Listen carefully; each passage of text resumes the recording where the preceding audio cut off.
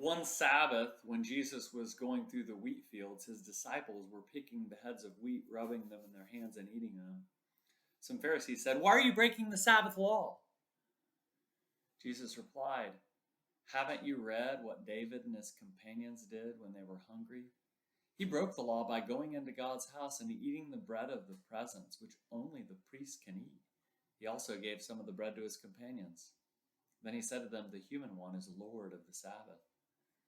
On another Sabbath, Jesus entered a synagogue to teach. A man was there whose right hand was withered. The legal experts and the Pharisees were watching him closely to see if he would heal on the Sabbath. They were looking for a reason to bring charges against him. Since Jesus knew their thoughts, so he said to the man, "Get up and stand in front of everyone." He got up and stood there. Jesus said to the legal experts and Pharisees, "Here's a question for you. Is it legal on the Sabbath to do good or to do evil? To save life or destroy it?" Looking around at them all, he said to the man, "Stretch out your hand." So he did, and his hand was made healthy. They were furious and began talking with each other about what to do to Jesus. During that time, Jesus went out to the mountain to pray, and he prayed to God all night long. At daybreak, he called together his disciples. He chose 12 of them, whom he called apostles: Simon, whom he named Peter, his brother Andrew, James, John, Philip, Bartholomew, Matthew, Thomas, James the son of Alphaeus, Simon who was called a zealot, Judas the son of James, and Judas Iscariot, who became a traitor. Jesus came down from the mountain with them and stood on a large area of level ground. A great company of his disciples and a huge crowd of people from all around Judea and Jerusalem joined him there. They came to hear him and to be healed from their diseases, and those bothered by unclean spirits were healed. The whole crowd wanted to touch him because power was going out from him, and he was healing everyone. Jesus raised his eyes to his disciples and said, "Happy are you who are poor, because God's kingdom is yours.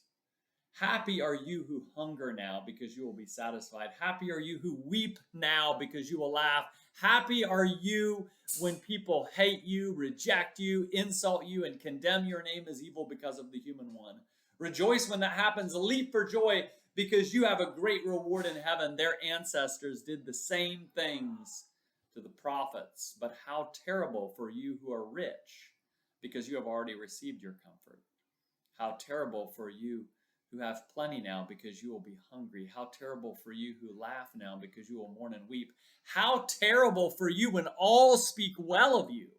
Their ancestors did the same things to the false prophets. But I say to you who are willing to listen, love your enemies. Do good to those who hate you.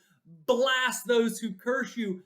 Pray for those who mistreat you. If someone slaps you on the cheek, offer the other one as well. If someone takes your coat, don't withhold your shirt either. Give to everyone who asks, and don't demand your things back from those who take them. Treat people in the same way that you want them to treat you. If you love those who love you, why should you be commended? Even sinners love those who love them. If you do good to those who do good to you, why should you be commended? Even sinners do that. If you lend to those from whom you expect repayment, why should you be commended? Even sinners lend to sinners, expecting to be repaid in full. But I say, love your enemies, do good, and lend, expecting nothing in return. If you do, you will be acting the way children of the Most High act, for he is kind to ungrateful and wicked people. Be compassionate, just as your Father is compassionate. Don't judge, and you won't be judged. Don't condemn, and you won't be condemned. Forgive, and you will be forgiven. Give, and it will be given to you. A good portion, packed down, firmly shaken, and overflowing, will fall into your lap.